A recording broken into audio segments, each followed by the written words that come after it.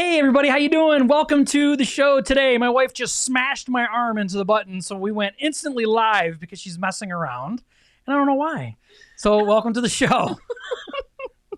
That's what happens when you go live. She's just like bang, bang, bang on my arm. I'm like, okay, I guess I'm pushing the button right now. So here we go. We hopped on live nice and early. That's what happens when you go live. Oh, it's great. Sorry. Anyway, so today, though, is Season 2, Episode 25, which means next week is our 1-year anniversary of doing this wild and wacky show, which has been actually a lot of fun. So It has been. But today, we actually have something really, really exciting to share with you, and it has something to do with blended families. So we wanted to talk a little bit about stuff around blended families that maybe you don't know, and that's going to be coming up Right now.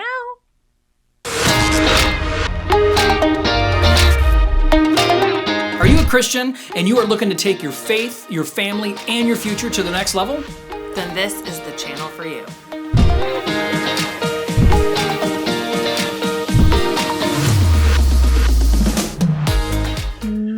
Oh, so the video's playing and all we're doing is talking about how she smashed my arm into the keys. She's like, I didn't know it would do that. Yeah, it'll do that. That's Okay, occasionally, like if we're sitting in church, you Oh, know, my and goodness. his leg is next to me, I'll just go on his leg. I don't know. I have It's to watch like my a hands sign now. of endearment. And I didn't realize like he had his finger like this, and I just was like, and it pushed it. She doesn't know what everything that goes into this, so she just No. probably doesn't really know. No, I Which just is show all- up and talk. Candy's like, wow, time flies, 1 year already. Yeah, I know. Is that not crazy? Hey, what's up, everybody? Tyler, Sarah, Candy, thanks for being on today. Yes, 1 year already. I know, isn't that I know- wild? yeah, that is. It's so crazy. And So, we have brand new microphones. We do. So my birthday was on January 26th, and it was on a Tuesday, so we did our podcast on that day. But then Yes. that Saturday, we had, a family come over, and my uncle got us these awesome microphones for my birthday. I cannot believe it. But this is our first episode with our new mics that it's my birthday present. Yeah, these microphones are so professional. They're so awesome, and we are so appreciative of that. You know, it really does help make a difference when you're recording each and every week, and we do this, and we're so appreciative of that. I know I'm like all giddy right now because I'm like, look at the microphones. Look at them. Yes, sure makes good stuff. Sure, Anyway. SM7Bs. Yes, awesome, Sorry, awesome, babe. awesome fun. I had to give a shout out to my Uncle Mike. That's right. Thanks, Uncle Mike, for the awesome and the new boom arms too that came with them, the little arms that come with them. So Yeah. it's pretty awesome. So today we want to talk about blended families, right? We want to talk about how important it is, about all the statistics around blended families. There's a lot of stuff, to be honest with you. It's almost kind of jaw-dropping, to be honest, when you really start to dig into it and really start to see it. But first, we have an announcement, and that's really what we want to talk about first. Yeah. Is about this really exciting. So we want to just go ahead and play it. So it's a video, and we want to play it for you guys starting right now. Hey everybody, we want to let you know that I am Josh, this is Christy, we are the Groaches. We're going to be your hosts for the first time ever, perfectly blended one-day event coming up in April. We are a blended family, so we feel that's what sets us apart when it comes to this space, is that we know firsthand what it takes, especially being Christians in this space, trying to blend our family together. Josh had 2 kids, I had 2 kids when we got together, and over the past 10 years, we've really done some very wrong things and some very good things to really come together to figure out how to do this thing called blending a marriage. Yeah, and we are grateful believers in Jesus Christ. We're strong in our faith as Christians. And to be honest with you, the church really understands nuclear families, but there's not enough available really for blended families. So this is where we really want to step in and really be a resource, not just to you, but you be resources and help to us as we travel through this journey together.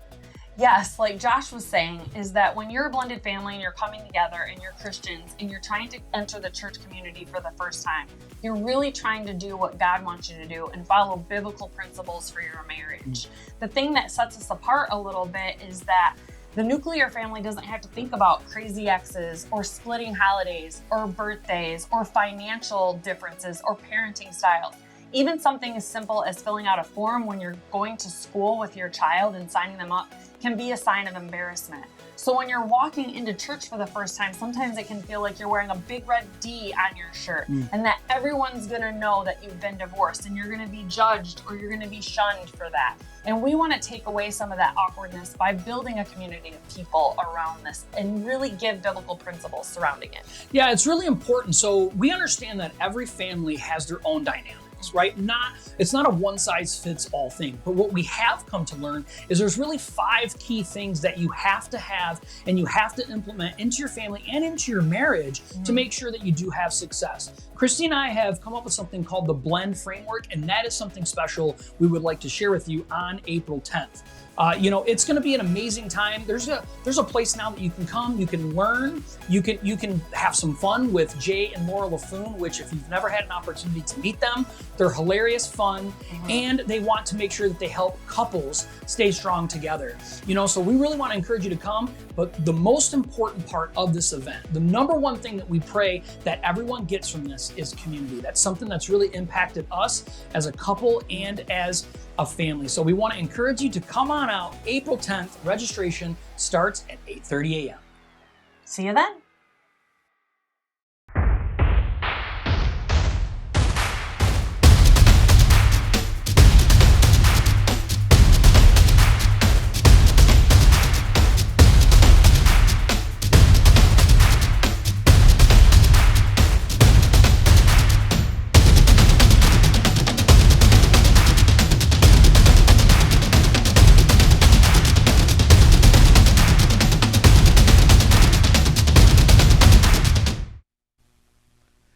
So if you can't tell how excited we are, we're just so excited. We just introduced this today. It's something that, we've really been praying for a long time, Christy and I, is that, we just want other people that's been where we've been and that are where we are to feel welcomed and loved by the Christian community. And a lot of times, Christians that haven't been where we've been, they just don't understand the things that we've been through. So the love and the community that can happen through sharing time with other blended families is just so important to us. So we have an opportunity to partner up with Jay and Laura LaFoon. If you haven't had an opportunity to meet them yet, we actually have an episode that we did with them. They are hilarious. They are fun. They have been doing, marriage events and stuff for over 25 years, and they are professionals and they're awesome. And so we're just so excited. April 10th is when we are going to be doing it. Yeah, so I am super excited because if you talk to, I've had conversations with a few people that are Christians that are still part of a nuclear family. Thank God they're not divorced, all of that. And I've been telling them like what we're going to be doing. And it's so funny because some of the comments have been like, well, I know a blended family in my church and they're fine, or I know a blended family and that's fine. And it's like, it doesn't, if something's not talked about, it's not fine. Just because someone's just accepting the silence doesn't mean, it's like if you get married and you marry the person, then you never tell them I love you again. It's like they should just know we don't need to talk about it. And just because something's not being said that it's actual problem, we're not trying to say that. We're trying to just bring more awareness, more community, and talk about it. Like blended families do have to take into consideration a lot more decision-making things than the nuclear family does about traveling, even going on vacation, things like that. When you have another biological parent, that lives in a different household, if the other biological parent doesn't have faith or doesn't live their life, there's so many more things to it. And we are so involved in our church community that sometimes people forget, like they're just talking to us and they're like, well, why don't you guys go do this? Or why don't you guys go do that? And I'm like, well, we can't, because not all of the kids are mine, and they're like, oh yeah. So people just forget too. So it's good to bring awareness to this and talk about it and be able to say, what did you do that worked? What did you do that didn't work? I mean, just have conversation around it. That's all. And then how did you apply biblical principles to it? Yeah, so I want to make sure that I put down the link. So we created an event page on Facebook. So we just asked that if it's something that you're interested in. Now, this is 60 days out, and we did this on purpose 60 days prior to the event because there's a lot that go on in everyone's lives. And we want everybody to have an opportunity, number one, to be able to pray over it and see if you guys want to be part of this event. And there's two different ways that you can be part of this event. Number one, you can come and be live part of the event. Now, if you're not comfortable with that, we do have a streaming option, so you can do that as well. But also, we want to let you know that maybe you don't have a blended family, but you feel, prayerfully consider, and you feel called that maybe you want to help build this type of ministry. We do have a donation option as well that is on the page. So we just ask that you visit perfectlyblendedevent.com. You can visit that and look through the webpage. You can look through everything that's going to go on. There's a full schedule on there. So, there is a lot going on. But most importantly, all we care the most about, really, to be honest with you, is bringing people together as a community. That's something that's really impacted Christy and I in our life and in our Christian walk. We're really blessed to be part of a recovery program. And I'm telling you right now, the number one thing, beside, of course, us following Christ and being that, but is the community portion of it. Yeah. And that has been a game changer for us. So we want to be able to apply that in something. And we're going to talk about some crazy, weird statistics today, but we want to be able to apply that community to Christian blended families as well. And that's crazy in a lot of dynamics. So. Yeah, and Kelly are a blended family. Tyler and Kelly are blended family, and our dynamics are different. We're not, I discussed, and I might even mention it in the video, I can't remember, but, I kind of look at us families as like an iceberg, and at the top is the nuclear family, right? We have all the same normal things that we have that go on in our marriage, right? We have problems in our marriage with communication. We got to get better at that. But under the water, that's where you really see the iceberg really flare out. That's where like all the blended family issues come in. Like, Christy has to deal with my ex, whether she wants to or not, because she's still part of our lives in a crazy way. And so is her ex, and then their grandparents, and then their grandparents, and, all the aunts and uncles, and all that stuff comes in. And all of that stuff comes in this crazy play that the nuclear family doesn't normally deal with. So we just really want to bring a special community together. And we're excited because our society's beginning to open up, and live events are so awesome and fun to be back. There's going to be live worship music at this. Like, we're planning on to have a great time with all of this. Yeah. We're super, super excited. Right? I lived in Texas before, by the way, which was pretty awesome. And I want to move back there. Don't we? Yes. We do. All right. So a few things that we want to talk about. Okay. I think this is something that is, let me pull it up here real quick. That is a family that people always forget about. Is these people, the Brady Bunch. Mm-hmm. Chrissy, and they were blended. They were blended. And Chrissy just looked it up before we started the show, and it aired from 1964 to 1969. 1964 to 1969. How crazy is that? And this is a family that really was introduced into the mainstream media. And she just did a little bit of reading about it, but the dad became part of a blended family because his wife passed away. Mm-hmm. Now, it doesn't really go on to say it, but they said that the writer, the producer of the show, wanted to make sure that the world knew that the mom came from a divorce. Now, as taboo as that was then, as taboo as it is now, that is a reality that we live in. And that's why we want to share some of the statistics that we have today. Yeah. So, and I just thought about it today when I was watching something, and I text him and I'm like, the Brady Bunch was a blended family. And that was like in the 1960s when it wasn't really heard of. Yep. And that's the type of things that why we want to bring awareness to it and bring community around it, because it's just there and it's not being talked about in a negative or positive sense per se. Yep. And it's important to have those things. It is, I think we've even mentioned this before on another episode, but we look through the Bible, and the Bible is full, literally chocked full of blended families. The majority of the families were blended families. Mm-hmm. It's back as far as, we even look at Jesus's life. Joseph was a stepdad. And, mm-hmm. There's a lot of crazy dynamics that come along with that that we're all living in reality. So just to show you some crazy statistics real quick. Okay, first thing, 113 million Americans have blended families. 113 million Americans have blended families. Now, the crazy thing about blended families is, why don't you share with everybody all the different things that we found out that make up a different blended family? Well, what made us start looking this up is, so when Josh and I, we've been talking about this for a couple months now, right? More than a couple months, that we wanted to really start creating a community around blended families, specifically Christian blended families. And it's so funny because I had 2 or 3 different single friends reach out to me and say, well, I don't feel like I can be a part of it because I'm not blended, or I I'm not remarried, so I'm not blended. And what people don't think about is you are blended. If you're no longer if you guys are no longer nuclear, you're part of a blended family. If you are still single and your ex-spouse or ex-partner is now with someone else, you're part of that blended family. Josh and I being together, our exes are still part of our blended family because they're having an effect on our children. They're their biological parents, having to go back and forth. And then talking about if you're an adult and your parents are no longer together, it doesn't matter if you're an adult or not. Your parents split up or divorce and then get remarried. You're now part of a blended family. You are a stepchild and you have someone else in your biological parent's life that is having an effect on that person, which will impact your family's structure, your family's core. It's something that you will need to work through.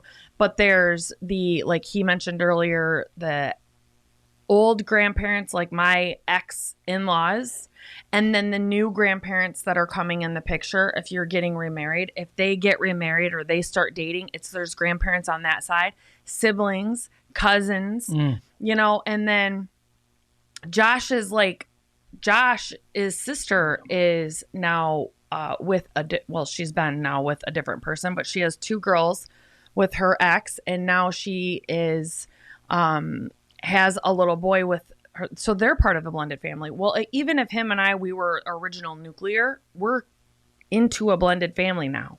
So because they have and so when we get together, we're used to having her ex there with their 2 kids, but now her 2 kids might not be there for our family events because they may be with their dad. And that's something that our family would need to work through. We're used to having the girls with us all the time at all of our family functions. We have to learn to share. And even our extended family sometimes gets upset about that. They don't understand. We get it because we come from a blended family, but those that don't have a hard time being like, well, this is our family event. Your children should be here. That isn't the way that it always works. No. And you have to pick your battles because whatever happens affects the kids and affects the kids in a negative way if you're fighting, because they will always feel torn. Always feel torn. They'll feel like they're getting made to choose which parent they love more. That might not be the message that we're trying to send, but it's the way it makes the kids feel. Definitely. Yeah, so, I mean, a few different handful of ways. Number one, we always think blended families are because of divorce, and it's not always true. Sometimes there's widowed, right? Or sometimes there's adoption. There's regular, just single parents. There's adult. Christy brought this up earlier. Adult parents that remarry. Maybe I just said that. Oh, did you just say it? Yeah. Yeah. So, and that's really crazy. Like, we don't really think about the dynamic of all of that different types of things that make us blended family. It's really crazy, right? So my mom and dad have been married ever since I was 1 year old, right? I was 2 years old. And I sometimes forget that I'm part of a blended family. Yeah, I forget. Yeah. I forget that. Yeah. So my dad, my birth father, has never been in the picture. I mean, wasn't even in the picture when I was 1. So, but my older sister and I were adopted by the guy that I call dad now, right? That makes me part of a blended family. You know, when we go to Tennessee and see when his mother was alive and stuff, that was his mom. It was always just a different, it was just weird, right? It was just, you just feel differently about the situations and the scenarios. It's just a natural thing, whether we want to or not, growing up. But it's like, wow, blended families are just so prevalent. It's not going to get any better, unfortunately. It's probably going to stay around the same, at least, over the years. Statistics have shown us that it's basically floated around the same. It's gotten dramatically worse, and now it's kind of leveled off. It's about 50 to 60% of all families are blended, and it's deep. It's really deep. So, another statistic on here. There are 1,300 blended families created every day. Christy's seen that in a video today, and that's a kind of mind blowing. We live in a sinful world. Let's just be real about it. We live in a broken world. Broken things happen in a broken world. And we have to get better at embracing the way that things are and trying to heal it so later on that doesn't continue to be a problem. And if we don't have healthy resources and healthy community to grow in and find comfort in and good, healthy community in, things aren't going to change. That 1,300 is going to be 1,600. And then, longer and larger as time goes along. Well, the world's just going to keep getting worse. I mean, we know that by reading through the Bible and getting into Revelation. I mean, it's the world is going to keep getting worse. Our sinful nature, we have to be warriors for the kingdom while we're here. We do. But It's we know that eventually God's going to come back, and we try to reach as many people as possible. But what blew my mind is, if you haven't heard about Ron Deal was been in this space the longest. Yeah. He isn't part of a blended family. I mean, so him and his wife are still nuclear. I don't know about their extended families Sure. and all that. So I don't want to say that he's not part of a blended family at all. But his stuff is very, very good. He's a Christian counselor, and he's counseled people for decades. So he has a lot of good wisdom and experience Great from what books. from what he's seen. But part of the things that he talks about is how to keep the children at still discipline them all like equally as possible, but your marriage needs to be the number one thing. You know, you have to make sure that your spouse goes, that's the way that God did it. And that's one of the hard things in a blended family to really keep reminding yourself about. Because if we get into my automatic response still, even after 10 years, I have to take a step back and remind myself, if something happens and he says something, let's say about one of my kids, I'm just like, but then I have to remind myself, like, okay, I want to defend my kids. Yeah. Because deep down, I know they're not his kids. They're my kids. So our instant things, and it's the same with him. Like if he feels like I'm attacking him about something to do with his kids, his first response is he wants to protect them. Yep. Because deep down in our core, we don't feel like someone's going to love our kids the way that we love. And that's what we need to do, is just talk about these things. Yeah. They're not necessarily wrong, the feelings. I don't truly feel that anyone is going to love a child as deeply as the biological parent. It doesn't mean that they don't love them differently, though. And it's no different than if you have multiple children. You don't love your children the same. You love them the same amount, but you love them differently. Yeah.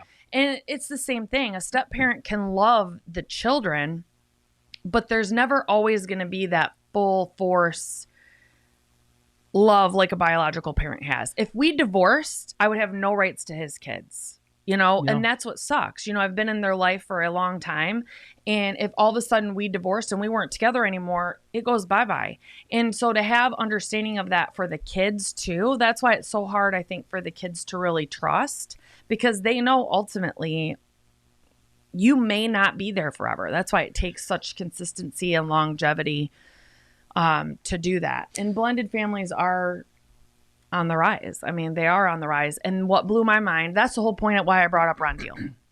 What isn't talked about or thought about ever, he brought it to my attention, and I'm like, oh my goodness gracious, I never thought about it, is almost every single family in the Bible is a blended family. David had kids with multiple people. Joseph had kids with multiple people. It's like Abraham. It blew my mind that never stood out for me before. We're always walking around saying like, oh, we can't be a deacon in the church because you've been divorced, you sinner, type of thing. But then if you look at the Bible, there isn't very many nuclear families in the Bible, and that's not talked about, and that's okay to talk about. Yeah, I want to circle back because she mentioned something earlier before she jumped back on that. Sorry. It's okay. She said something though about, we have to be very careful when we are in blended families, because you see a lot of people post like, I always put my kids first. Yeah. And a lot of times it's women, right? Says, no, my kids are always first. They're the most important thing. This is the reality of that scenario, though. If you're not willing to put your spouse first, you're really not putting you're putting your children in a position to win or have the best because of it. God put a hierarchy in our lives, intentional. And it's not up to us to feel like we know better than what God knows when it comes to hierarchy. I think where that comes from, at least my opinion of that as a part of a blended family, is when we get divorced or we become a blended family after something like that, we don't feel as equal anymore, right? We don't feel like God can bless our marriage or we can't honor God with our current relationship because it's just a step lower than a real relationship or a nuclear one. But let's be real. God is a redeeming God. Now, it doesn't make up for the excuses or the wrong things we've done, but if you're married now, if you're remarried now, your marriage is just as important today as it was in your last marriage. Okay? God is a forgiving God. To God. Yeah. And it matters, right? So you have to push forward with that same thing, saying, listen, everything that applies from God's mouth is always right. It's never fallible. It's never wrong. So the hierarchy still plays true. That's why focusing on each other in your marriage is really what's best for your children, even in a blended family. like Christy said, I may not have the same feelings towards her children, but if I am honoring to what God tells me to, they're going to get the amount of love that they need. And we can work through those things. And there are some practical things that we can work on as a blended family to make sure those things get worked out right. But we have to focus on each other first and foremost. And that's hard to do.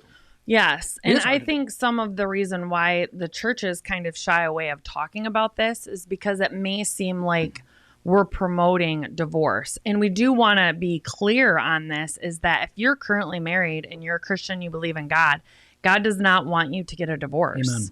He wants you to stay married. God is a redeeming God, like Josh said, and he can fix anything through forgiveness, time, hard work, all of that. If you're already divorced, though, and you're already remarried, or you're just divorced and you're going back out in the dating world, God can still bless a new marriage or your current marriage in the future. Yes. So we're not talking about if you're currently married and you're thinking about getting divorced and saying, oh, good, he'll bless my marriage in the future. That's not what God wants for you. No. I can tell you that with utmost certainty. We're talking about once you're already blended, once you're already divorced, you've made the decision. God is a redeeming and forgiving God. You need to take responsibility for the decisions that you've made and then move forward in blessing. God heals, covers every sin. Jesus died on the cross to cover every sin. Divorce is not the unforgivable sin. It isn't. No, and she says it in the video too about wearing the big red D. We feel that's like visceral to us. Like we feel that now. It doesn't mean that everybody that goes in that has a nuclear family thinks that, but it doesn't mean that we don't feel that way. And why do we feel that way? Because there's not a good, strong community that's vocal and vulnerable about being part of a blended family. That's why this is so important to us. Like we understand we're in the pit of all of this. That's why like these statistics are just, they're just jaw-dropping. Like 50% of all families are blended families. Like that's over 50%, right? The next thing that I found on here was 1/3 of all weddings in America form blended families. I mean, these are relevant. These are 2020 statistics. All right. What's the next one here? Oh, this one. Divorce rates for second marriages range from 40 to 70%. Now that one to me is the alarming one. And you want to know, if you really dig into the reasons why, it's because of the children of the new blended family. That's the reason why. But why? It's because the couple aren't putting each other first in the marriage. They're too busy focusing on their kids, which causes a major divide in the family. And that's the point that we really want to focus on, because a lot of people aren't aware of that.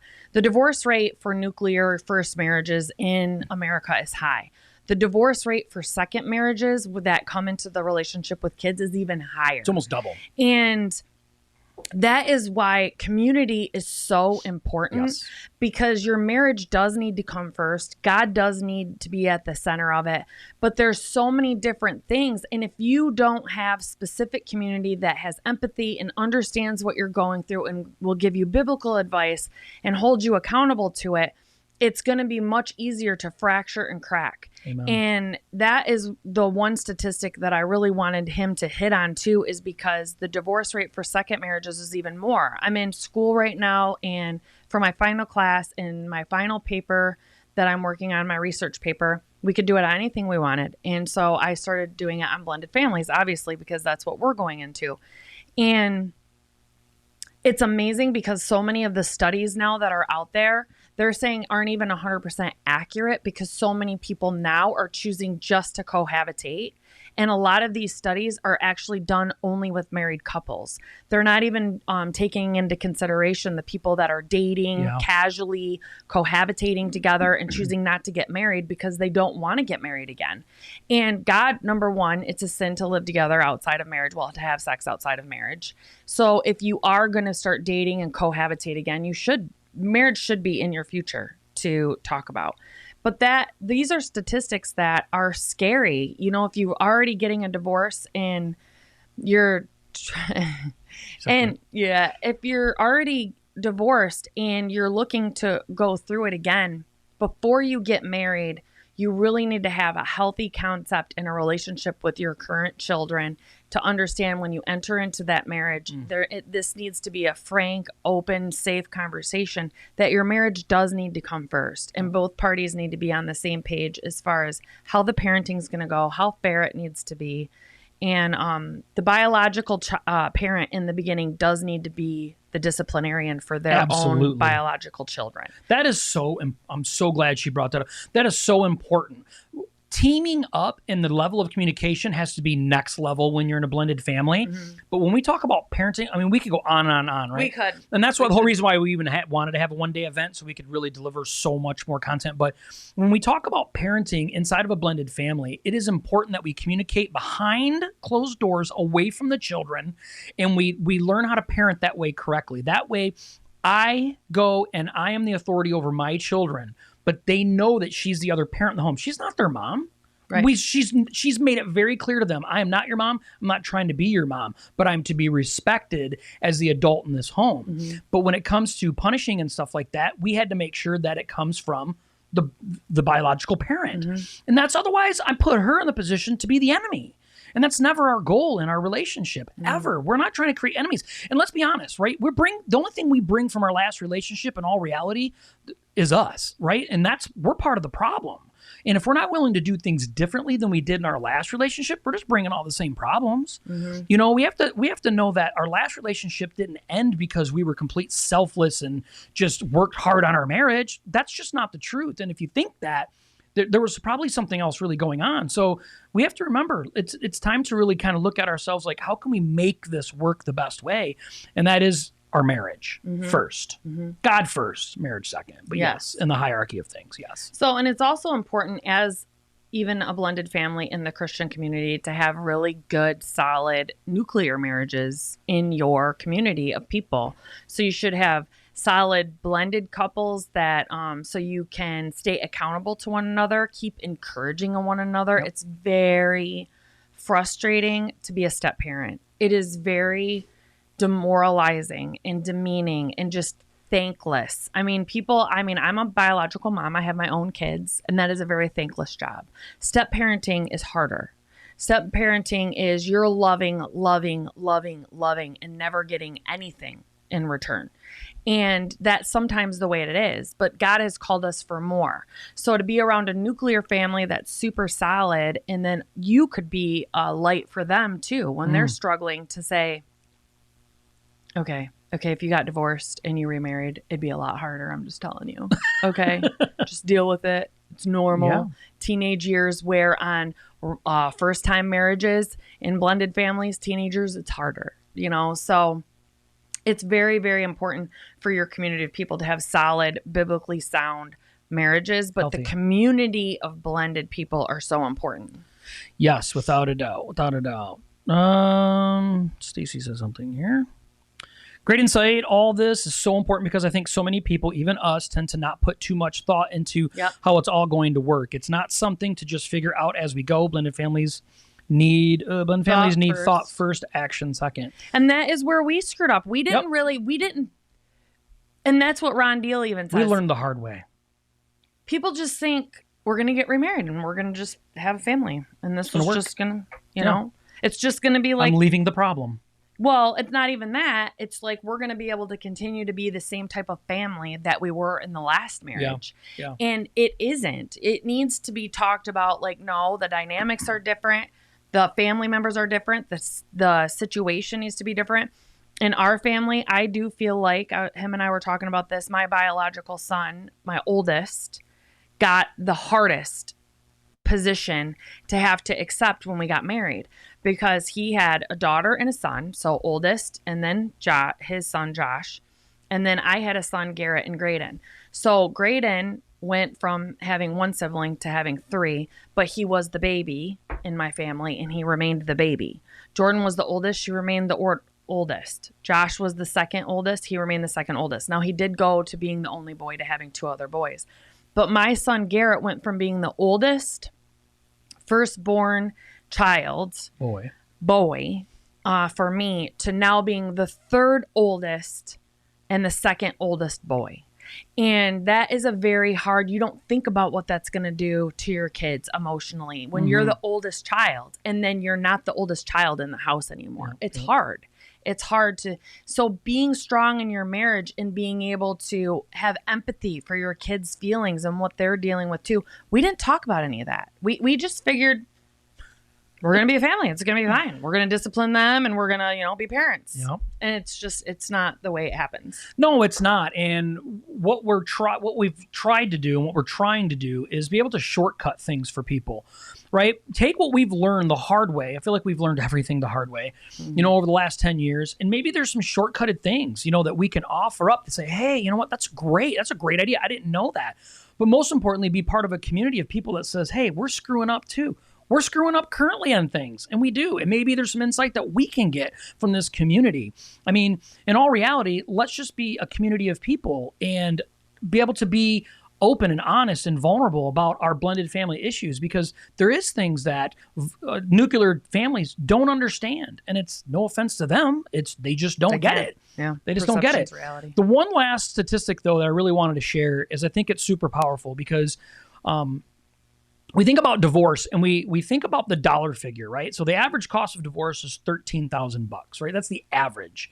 Now, there's a lot of times we can go solo, right? And just do it real easy, get cheap. Maybe there's nothing to divide. That $13,000, though, can go up by hundreds of thousands of dollars. It really can. But the major impact isn't even the dollar figures. It's really not the dollar figures that really make a difference, okay? It is the impact and cost on our children. Mm-hmm. It's the cost and impact that it has on families that maybe you've been part of for a long time, and now those have to be strained, and those now have to be broken, and now we put a lot of extra weight on our own children to have to deal with all that stuff. So as responsible adults, right, we don't move on in new relationships for our children in the beginning because that's not how it works, right? We need to find somebody that we love and care about, that we can have a healthy relationship with. But how are we treating that relationship to make sure that our children grow up, that they don't feel like they have to leave their partner after things get hard? How are we teaching them? How are we guiding them so they're not going to go through the same things that we're doing? And that is the real cost. That's the true cost, So let's make sure that we're being responsible in our new marriage and our blended family to focus on how can we create something healthy for our children to grow up so they can have healthy families. Yeah, ultimately, one of the greatest things that I did hear about it and studying this now and listening to things about this is the cost is always loss. It's never gain. Yep. So when you have a divorce, or if you have a blended family, it's from being widowed. So someone passed away, it's a loss. It is from a divorce. It's a loss. It's a breakup of a nuclear family. It is now the loss of time. You are going to have to share your kids on holidays. You're going to have to share your kids on their birthdays. You're going to have to split that up. That's a loss. Your kids get the loss of their parents being together, unless the person passed away, which is very sad. But if it was divorce, kids always want their parents together. Always. They always, while they're growing up, even if Josh and I, now that we were remarried when our kids were younger, even after being together for, let's just say 5 years, we've been together for 10, it probably would have came out like if we really would have allowed our kids to be honest, and they would have been said, okay, if we would divorce now and get back together with your mom or your dad, would you want us all together? The answer would be yes. The kids want their parents together. Now, as they get older, they understand why. They have deeper understanding now why we're not together and a greater acceptance. But it's lost. The cost is always lost. So to take it with a big heart, patience, time, empathy, communication, all of that. And community is a huge part of needing to have that.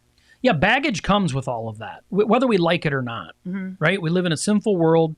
We're sinful people. We're raising little sinners. I mean, what is the best way that we can? Little sinners. We are, though, and it's what is the best way that we can help equip them to be better adults, to be better men and women, just in general, and then be better partners, and then be better parents. And we have to understand that the hierarchy, the word of God doesn't change. Like, it's always the same, and it always applies, always.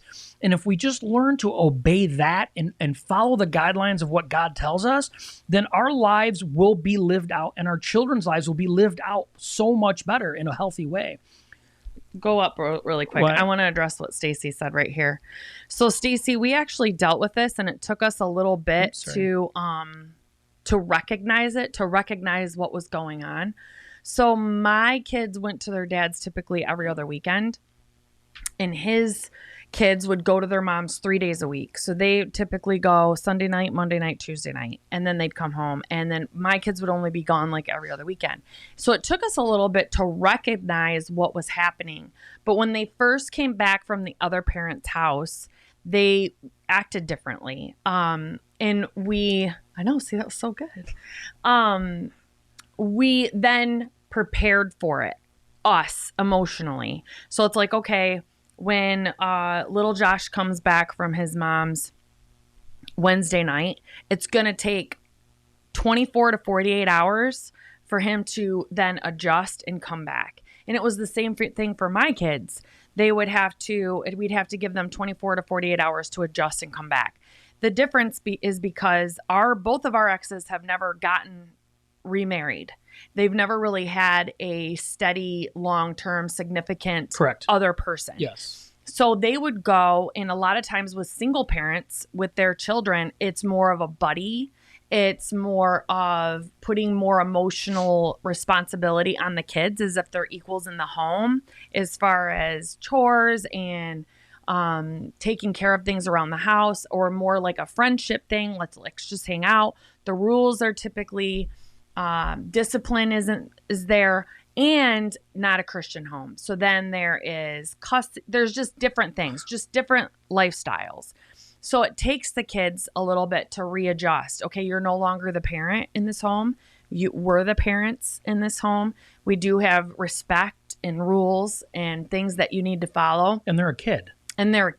So you have to give them time to adjust. It is a lot for a kid to take on. It took us a few years really to figure that out. I would say three or four. To allowing them to decompress when they got to our house. Because we didn't recognize it at first. Because we would get mad. We were like, you don't act like that. And we would get really hard on them. Yeah, this is our house. This is how you act. And all we did is push them further away at that point and made things worse. So we were like, okay, well, first off, you don't allow them to come home and be super disrespectful, but you give them a little more leeway and you give them some understanding. And that went miles for us. That went miles and miles for us. Especially the first day they came back. We would just look at each other and be like, if it was disrespectful, that's one thing. It is different.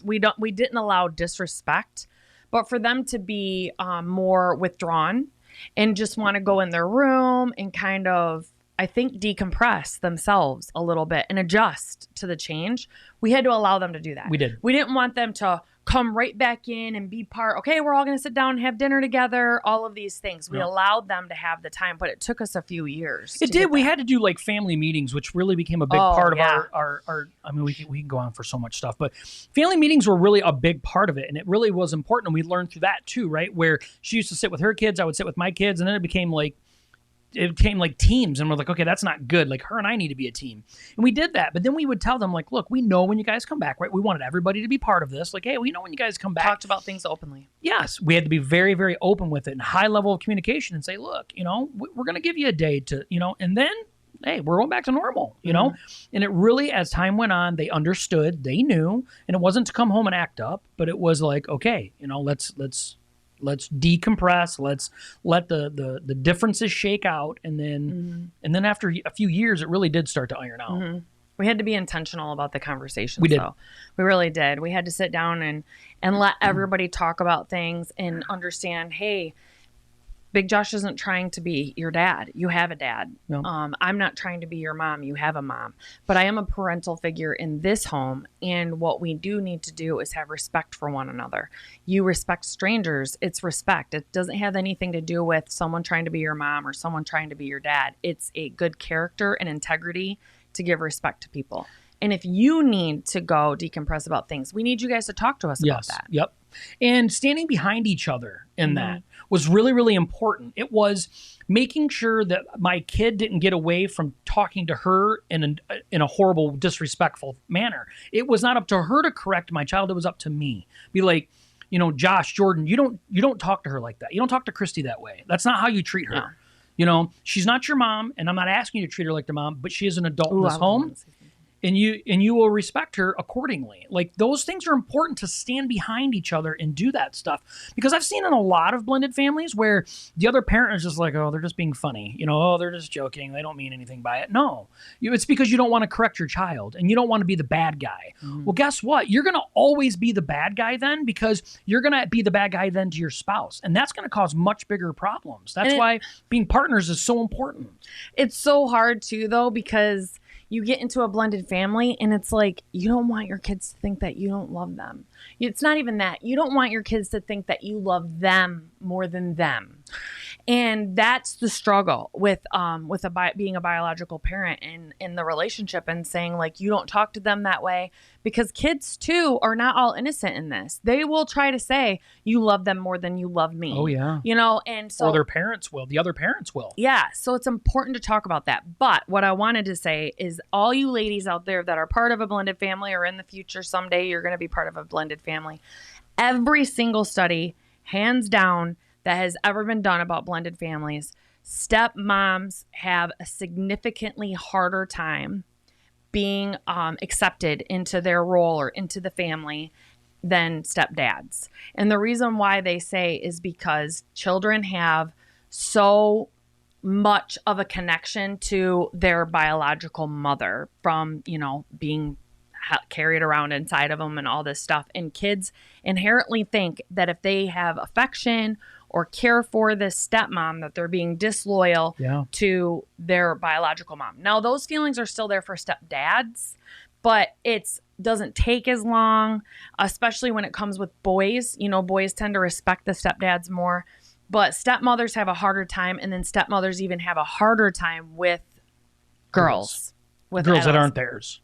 Yeah, girls that aren't theirs. Girls that aren't So theirs. stepmoms, you really have to be a lot more patient for a lot longer, and really accept your role. You aren't the mom. You aren't, there's rules in your house that need to be followed, but you are not their parent. And that's important for the dad, though, to be a support to her as a stepmom, to let her know, like, I know this is hard. I tell her all the time, I'm like, still today, still today, I'm going to be honest about something. Okay, still today, she tells my son that she loves him, but he doesn't say it back. He won't say it back. But I tell her all the time, don't stop doing it. Just don't stop doing it. Can you imagine, though, being in a relationship for 10 years and you tell a child that you love them every day and they don't say it back?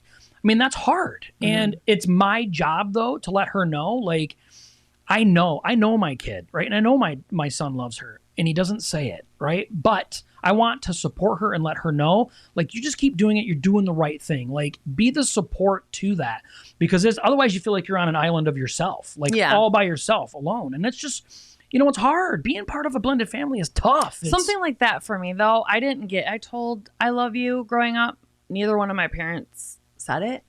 And so I say it all the time, and I don't really care. I mean, of course I want him to say it back. It'd be nice. It's not like I'm like, I don't ever want you to say it to me. It's fine. But of course I would like it. But me personally, I think it's important for him to know that he's loved.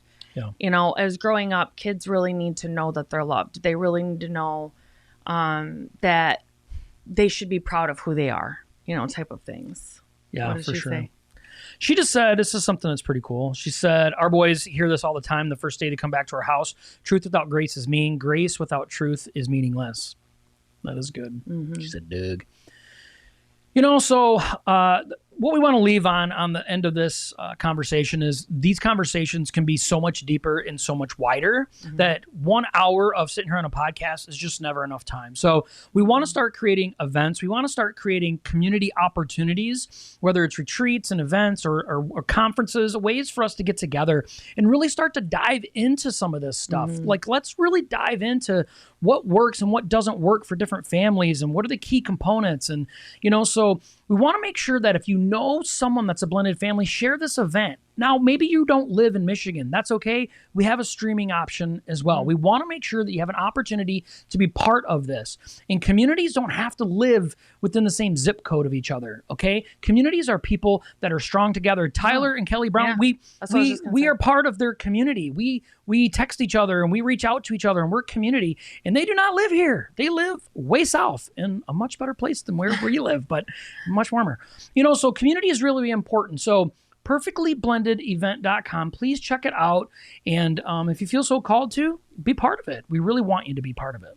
And really what I want to bring to this too is Josh and I are talking about if for a blended family, your marriage does need to come first. And that's part of the reason why we also asked Jay and Laura LaFoon to be a part of this, because they are marriage edutainers. So they really like doing the ultimate date night. They've been doing this for almost 30 years as far as helping to bring community and strength to marriages. Yeah. So people may be wondering, like, well, why is Jay and Laura LaFoon there? And it's because they are great marriage experts that's been doing it for a long time. They have a great community.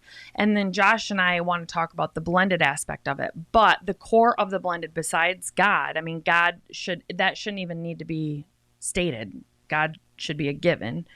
Your marriage needs to be before anything else. It needs to be rock solid. Yeah. It's because really the devil wants to divorce marriages. He wants to divorce you. Yep. And you don't think because it's the second marriage that he's not still trying. He is, especially if you're a Christian couple. So true. And their book is good. They have a lot. They actually have quite a few things out too. So our goal is to have them back on hopefully before our event in April. I'd like to have them back on the podcast. Again, really kind of just to dive in a little bit of this stuff. But I watched one of their, they did an interview on a news station a couple weeks ago, maybe a month ago now. And Laura said something during that interview about 50% of the people that come to their conferences are in their second or third marriages. And the reality is it's here. And the reality is whether we want it to be Christians or not, it's us. Yep. We're here. And what better way than raising little sinners. to raising those little sinners. Well, let's help them little sinners out, though, and have healthy families, blended or not. We can have healthy families. I am absolutely in love with this woman next to me, and I want to spend the rest of my life building a real, true, loving relationship between us and showing our children how special that really is. And that's my job. That's my job. So we encourage you, come join us for this special, awesome time. And you're not a second-class Christian because you've been divorced. There is no first-class Christians. Amen. We're all the same. And I'm going to make a bumper sticker of that. So anyway, thanks a lot for spending an hour of your night. Longest one yet. On Tuesdays. It's because we could talk about this all day long. We're just so passionate about this. So please do us a favor. Share this episode. Share the event. I put it down inside the comments. Help us spread the word. And 1 year anniversary coming up next week. So excited. We'll see you then. Bye. Bye.